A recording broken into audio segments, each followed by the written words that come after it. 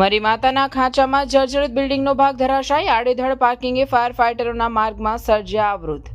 વડોદરાના મરી માતાના ખાંચામાં આજે એક જર્જરિત બિલ્ડિંગનો ભાગ ધરાશાયી થતા અફરાતફરી મચી ગઈ હતી। મોબાઈલ માર્કેટના ધમધમતા વિસ્તારમાં બિલ્ડિંગ નીચે બોરિંગની કામગીરી દરમિયાન થયેલા વાઇબ્રેશનને કારણે આ દુર્ઘટના ઘટી હોવાનું મનાય છે। સદનસીબે કોઈ જાનહાનિ થઈ નથી। ઘટના સમયે ફાયર બ્રિગેડની ટીમ તાત્કાલિક પહોંચી હતી, પરંતુ રસ્તામાં આડેધડ પાર્કિંગના કારણે ફાયરનું વાહન અંદર પ્રવેશી શક્યું ન હતું।